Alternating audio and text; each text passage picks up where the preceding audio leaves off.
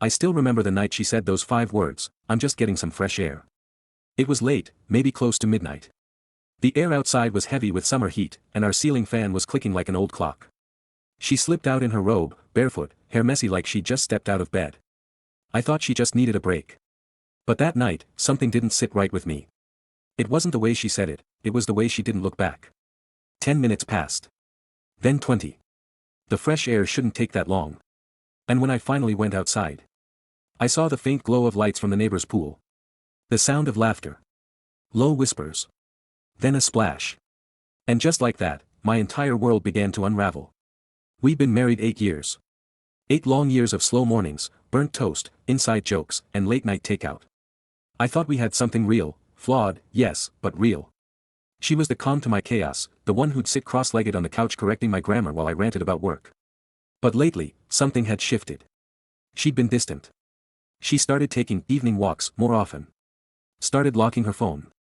Stopped laughing at the things she used to. And when I asked what was wrong, she'd smile that fake, paper-thin smile and say, "Nothing, you're just imagining things." I wanted to believe her. God, I needed to believe her. But that night, as I crept toward the fence dividing our yard from the neighbors, belief died quietly in my chest. The pool lights cast ripples across the water, reflecting 2 silhouettes, hers and his. He lived next door, a gym instructor. The kind of guy who never wore a shirt if he could help it. He'd helped us move a couch once, and she'd laughed too hard at one of his jokes. I didn't think much of it then.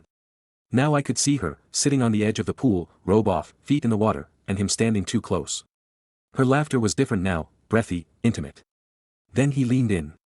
And she didn't stop him. My heart pounded so loud I thought they'd hear it. I gripped the wooden fence until splinters dug into my skin. My mind screamed, no, it can't be real. But it was. My wife, my best friend, was kissing another man in the neighbor's pool at midnight while I sat home thinking she just needed fresh air. I didn't barge in. I didn't yell. I didn't make a scene. Instead, I turned around, went back inside, and sat on the couch in silence. That was the moment something inside me broke, and something darker took its place. The next morning, she acted like nothing had happened. She came in just before dawn, pretending to be half asleep. "Sorry, couldn't sleep, needed to clear my head," she mumbled, crawling back into bed. I lay there, eyes open, listening to her steady breathing, pretending I didn't know. For the next week, I played dumb. She still went on walks. Sometimes she came home smelling faintly of chlorine, sometimes of his cologne. I started watching patterns, what time she left, how long she stayed, the lies she built like bricks. I didn't confront her. Not yet. Because revenge, I realized, needs patience. So, I began my own game. I started leaving my phone face up, texting people during work hours, humming random names to get her curious. I changed my passwords. I pretended to take late-night calls. And like clockwork, she started getting jealous. She'd ask, "Who are you texting so late?" or "Why are you working so many nights now?" The irony made me want to laugh. But I didn't. Because the best revenge isn't yelling or fighting, it's letting them trap themselves. A few nights later, I tested something. I told her I'd be working late at a friend's house. Instead, I parked my car 3 blocks away, crept back home through the side alley, and peeked through the backyard again. The pool was glowing blue. And there she was, again. This time, no robe. Just her swimsuit, floating on her back, laughing as he splashed water at her. My hands trembled, not from sadness this time, but from the kind of rage that sits cold in your veins. I took out my phone, zoomed in, and hit record. Every minute. Every whisper. Every kiss. It wasn't about proof anymore. It was about preparation. The next day, I started setting the stage. I contacted a lawyer, a quiet, sharp woman recommended by a friend. I told her I wanted to keep things discreet, clean, and legal. "No shouting matches," I said. "Just the truth." She smiled and said, "You're not the first husband to come in with that look." Within days, she helped me build everything, bank statements, call logs, and now, the video. I didn't even need to hire a PI. I'd done the job myself. Meanwhile, at home, I acted like everything was perfect. I cooked her breakfast, sent her flirty texts, told her she looked beautiful before her walks. And she played along, thinking I was still blind. But every night I'd watch that video once, just to remind myself why I was doing this. Then came the day of the barbecue. The neighbor, her lover, decided to throw a little pool party. He invited the whole street, including us. I could have refused, but instead, I smiled and said, "Sure, sounds fun." That Saturday, I wore my calmest smile. She looked stunning, hair up, sundress, sunglasses, but every time I looked at her, all I saw was that night by the pool. The party started normally. Music, laughter, drinks. But I had a plan. Halfway through, when everyone was relaxed, I connected my phone to the neighbor's outdoor speakers via Bluetooth. Then I pressed play. And there it was, the video. Her voice. His voice. The splashes, the laughter, the kiss. The sound echoed across the yard before anyone could react. The crowd went silent. She froze, eyes wide, color draining from her face. The neighbor stammered something, tried to cut the connection, but it was too late. The video had done its job. I looked at her, just once, and said quietly, "Fresh air, huh?" Then I walked out, leaving behind the pool, the whispers, and everything we'd built. But that wasn't the end. Because revenge, real revenge, isn't over until they realize what they've lost. I left the party with the noise still buzzing behind me and the video replaying in my head, like a looped soundtrack to the last honest night I thought I'd had. I didn't go home. I drove until the streetlights blurred and parked by the river, windows down, letting the cold air do something the confrontation couldn't, wake me up. When the adrenaline faded, I felt a clarity I hadn't felt in months. For 8 years I'd been living on a currency of small kindnesses, shared chores, inside jokes, the terrible way we both liked our coffee. She traded that for cheap thrills at midnight and half-whispered promises by a neighbor's chlorine blue pool. The betrayal wasn't just the kiss. It was the way she treated our life as expendable. Revenge, I decided, wouldn't be a spectacle. It would be surgical. I didn't want to break her, I wanted the world to break the illusion she built around herself. I wanted her to lose the safety net of plausible deniability, the complacency of, it was just a mistake, the comfortable lives that made betrayal easy. First step, lock it down. I called the lawyer I'd already met and asked for the coldest thing a person can request, a plan to make sure nothing important moved without my knowledge. The lawyer was efficient and unshockable, which I appreciated. "We'll start with a temporary order," she said. "It'll freeze transfers. And make sure joint accounts can't be emptied. We'll request emergency documentation for assets. You'll need to account for everything you want protected. There's a strange thrill in making adult arrangements when you're fueled by hurt." I signed forms with steady hands. The order was temporary, practical, and anonymous enough to keep the drama contained until the dominoes were set. I felt a small, satisfying click of control. It wasn't justice, but it was leverage. Then I built the mosaic. I pulled out every recording, every screenshot, every time-stamped message I'd been too polite to note before. The phone recordings of them laughing together. The video of him leaning in and her not stepping back. The late-night texts with coy emojis. I compiled it all into a tidy file, evidence, not fury. I labeled folders. I made notes. I put dates next to each small betrayal so the arc of deceit showed up like a timeline. This wasn't about humiliation yet, it was about truth. With evidence in hand I did something childish and adult at the same time, I planned the reveal like a heist. Not because I enjoyed it, but because a cold, controlled reveal would make the consequences precise. No screaming, no messy accusations, just a straight line between action and consequence so everyone involved would have to choose a side. The first domino fell at work. Her job was small-town corporate, lots of people, lots of hands and lots of small jars.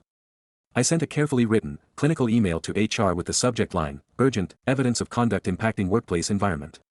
I attached the relevant clips that showed the neighbor and my wife together. I framed it as an employee concerning issue because proximity of an affair to workplace relationships had become a reality in our friends and neighbors ecosystem. I didn't use threats. I used facts. I suggested they might want to review local policies on fraternization and conduct since their employees were, in social situations, crossing lines that could bleed into work. Simple, surgical, and devastating. I wanted her world at work to feel the ripple before she could retreat into friendly smiles at home. I knew people behaved differently when whispers followed their names into the office. Reputation is currency, a depleted reputation eats at confidence like rust. Next, I went after his armor, the neighbor's coach persona. He thrived on charm, smiles at the gym, pictures of himself lifting, videos with his clients, and the whole image of Mr. Invincible. I emailed his gym's corporate office. I included the same clips, with a different emphasis. This was a professional coaching figure creating an unprofessional environment in the neighborhood. He'd bragged in my living room how, there's always a line of clients. I wondered how many of them would care that their trainer was the kind of man who ignored other people's marriages for his amusement. 2 days later, the neighbor's smile changed. I watched him at the mailbox, sudden, forced composure, eyes darting, phone clutched like a totem. On social media, his pristine images flickered as comments grew. His clients started posting about boundaries and professionalism. The gym quietly suspended him pending review. It wasn't public ruin, but it was the first crack in his mirror. Meanwhile, back at home, my wife moved through the house with the practiced ease of someone who believed the world would continue to forgive her. She was careful now, short with me, but careful. Her eyes kept searching for signs of exposure. It was a predator glance, always scanning the air for danger. I used that to my advantage. There's an ugly power in being invisible while someone else is terrified of what you might do. I was invisible. I did my chores. I drank coffee at the table and watched the way worry twisted her face. That pressure does something to people who have been complacent. It makes them make mistakes. She made one on a Wednesday. We'd agreed to meet the neighbors for a block cleanup, small civic things, lots of smiles, lots of photos. She insisted on going. I stayed home and pretended to be busy, because there's another element to revenge, letting someone's choices reveal their character to the people they want to impress. I uploaded one of the quieter clips, the one where she laughed and wrapped her arm around him after midnight, to the neighborhood group chat, not with malice, but with a caption I kept bland. This came up, thought neighbors should know who they're seeing around. It was a civic gesture. It was also a match in a parched field. Within minutes, phones chimed all over our block. People scrolled. Conversations shifted from the cleanup to the video. Someone messaged their spouse. Another neighbor texted me, "Is this for real?" The answer didn't come from me. It came from her. She called me that afternoon after the cleanup, voice thin and edges too sharp to be just anger. "Why would you do that?" she said. "That was private. You humiliated me." I let the silence stretch. "I showed what was happening in our life," I said finally. I kept my voice low and even. "You wanted fresh air. I wanted the truth to breathe." She cried, briefly, theatrically, and accused me of being petty. I let her. Petty is a bad word for someone who's been betrayed. I was methodical, not petty. Petty is a tantrum, methodical is a statement. The neighbors' responses were the kind you'd expect: shock, guarded pity, a few outrage-filled messages demanding explanations. The great thing about living in a small community is that truth is a more powerful currency than gossip. People trusted my calm. I explained, succinctly, that I'd found evidence. I didn't beg. I gave them the facts. After that, conversations slipped into corners of speculation and sympathy. She felt it. The shift in the air felt like snow in summer, impossible, but real. She started coming home earlier, her laughter gone. The pool boy's texts became less frequent, more terse. He started posting vague motivational quotes about consequences. Some things don't need comment. Legal matters moved like glaciers, slow but inevitable. My lawyer filed for separation, and with it came the legal framework that would protect the part of my life I wasn't willing to lose. We negotiated custody of the dog. We had a ridiculous, lovable mutt that had been our compromise when we'd once decided a child would be too much, who would keep what, and how to divide the accounts. People imagine lawyers as vultures, but mine was a clinician. She treated me like a case of fraud, which, in a way, it was: emotional fraud, contractual betrayal. The divorce filing was clinical. It listed dates, facts, and evidence. It closed certain doors I hadn't realized were still open. Signing the papers felt like ripping off a bandage, painful, necessary, and oddly clean. The judge put a tentative order on our house, the one practical, legal tether left. But the real revenge, the one that tasted sweetest, wasn't in filings or suspensions. It was in the small, public reckonings that made complacency impossible. At the next block party, ironic, after the pool incident, I arrived alone, carrying a cake I'd baked late the night before. It's funny what you hang on to, the things that make you human. I smiled at people. I made small, deadpan jokes about the weather. She drifted around the edges, watched with that same predator glance I'd become an expert at reading.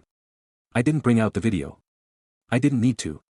The house conversation had already shifted. Neighbors came up to me, unforced, talking about how brave I was for handling it discreetly, about how he'd been suspended, about HR being in discussions. The things she feared had hit her from all sides. People who once nodded politely at her now looked at her with new distance, and there's a cruelty in social recoil that she hadn't earned. When the neighbor's suspension became a termination, thanks to the gym's internal policy and a cascade of client complaints, the news sat heavy on our cul-de-sac. Casual friends who once winked at his charm began avoiding him. He started leaving through the back door. His lawn became unkempt. It's funny how quickly the empty space of someone who was once loud becomes visible. She tried counterattacks, messages to friends framing herself as a victim, claims of being misunderstood, insisting the video was taken out of context. The next time we were both at the grocery store, someone she'd known for years glared and turned their cart away. She had built a life of gentle deceptions, and now those who'd been gently deceived turned away like a sudden wind. The small victories mounted. A mutual friend stopped answering her calls. Her mother, who had been always a step removed from our marriage drama, called me once and said, haltingly, "I don't know what happened to her." I felt no glee in that voice. It was a quiet, pained thing, and for a second I felt pity. But I remembered the nights she lied, the ease with which she let our life be collateral. The big victory I wanted, though, was not to watch her crumble. It was to walk away in a way that showed I hadn't been defined by her betrayal. Revenge, for me, would be having the last scene of our story be one of dignity, not spectacle. So I did the thing that felt the most terrifying and the most freeing. I moved out. I packed a single suitcase the night my lawyer cleared it and left a note on the kitchen table. I'm taking the dog. I'm taking my dignity. The rest you can keep. It was blunt and childish and utterly necessary. The house I'd come home to after late nights and promotions, the house that had once been full of lazy Sunday breakfasts, would now be her domain. I didn't want it to be my haunted castle. People assume moving out is surrender. In my case, it was reclaiming agency. I rented a small apartment downtown with light and a balcony that looked over a quieter, kinder part of the city. I woke up one morning and made coffee without thinking of someone else's schedule. The first week, I cried a lot. The second week, I started running again. The third week, I baked a loaf of bread and didn't burn it. Simple things became milestones. News filtered through, settlements, offers, whispered apologies. He tried to apologize on social media, of course. He wrote something about mistakes and learning. No one bought it. Apologies mean little when the proof has been played and replayed. Months later, the divorce was final. We split assets. The house stayed with her for now, but the court had balanced liabilities and responsibilities in a way that left me solvent and unburdened. There are practicalities that make revenge dull and adult: tax implications, mortgage statements, insurance changes. We navigated them with our lawyers like two weary chess players. People told me I'd been cruel. They said I should have forgiven, tried harder, saved what we had. They were right in a way. Forgiveness is noble. But forgiveness doesn't always make sense. Sometimes the right path is to walk away with your head held high and the truth clearly stated. Sometimes the kindest mercy you can give yourself is the mercy of self-preservation. The real, intangible revenge came later, quiet, personal, and exactly what I wanted. A year after the midnight pool, I dated someone who laughed at my terrible puns and didn't flinch at my bare feet. We went to museums and had terrible takeout and, once, made a plan to adopt another dog just because we liked the idea. The woman I dated had a softness to her courage. She didn't want to fix me, she wanted to be there on equal terms. I saw my ex once in passing at a holiday event. She looked at me, really looked, and there was an expression I had seen in mirrors: recognition, regret, the mild panic of someone who'd burned a bridge and now needed to cross a river to get back. I felt a small ache, not for her, but for the life we might have had if honesty had been a daily practice instead of a weapon. The neighbor. He opened a small online fitness channel, humble and earnest. He sent me a message months later, no apologies, mostly logistics. "Hope you're well," it said. I didn't respond. I didn't need to. The silence did the work. Sometimes revenge is loud and public. Sometimes it's the slow, boring work of rebuilding a life where you are the protagonist again, not an understudy in someone else's drama. The truth will out, I learned, and the truth has a way of eroding glories built on small cruelties. People ask if I feel better. In the immediate aftermath, I felt vindicated. Over time, I felt lighter. Not because others judged her or because he lost a job or because neighbors' opinions shifted, but because I stopped explaining myself to people who had watched me quietly be erased. The satisfaction wasn't in spectacle, it was in return of a quieter self. I still remember the day I stood on my new balcony, breathing in a late summer wind, watching the city slow into evening. My dog, older now, with a graying muzzle, put his head on my knee. My phone buzzed with a text from someone who wanted to take a walk on Sunday. I looked at that text and felt something I hadn't in a long time: possibility. The last thing I did, the last small, private act of revenge that tasted like triumph, was simple. I took the video off my phone and put it on a hard drive. I labeled it evidence. Then I put the hard drive in a drawer and closed the drawer. I no longer needed the proof to define me. The video had served its purpose, the rest was life. Revenge is a strange teacher. It taught me how to be meticulous, how to be patient, and how to protect myself. It taught me the value of dignity and the danger of pretending everything is okay when it's not. And, most importantly, it taught me how to walk away with my head up and my hands clean. That's the thing about getting even, it isn't about the other person's ruin. It's about reclaiming the part of yourself that lets you sleep at night. I slept better after that. The pillow smelled like new sheets, not the ghosts of old promises. The world didn't end. It rearranged itself. And when the next person walked into my life, I recognized the difference between someone who wanted company and someone who wanted to replace me. Sometimes the only thing you need to do is show the truth. The rest, reputation, respect, the slow rebuilding, follows. And when it does, you realize the most satisfying revenge wasn't the applause of neighbors or the fall of a man who'd been all talk. It was the quiet return of a life that belonged to me again. I still look at the pool on warm nights when I drive past the neighborhood. The lights are sometimes on, sometimes off. It doesn't matter. The scene is no longer a trap, it's a memory. The people in the houses either left or stayed. I left too, but not without learning how to leave something behind for myself: dignity, autonomy, and the ability to laugh at my own bad jokes again. If you ever find yourself standing by a fence, watching someone you love choose otherwise, don't rush. Take your time. Gather facts. Build a life that will stand once the drama is over. Because the sweetest revenge isn't the last word you get to say. It's the first clean breath you take after you walk away.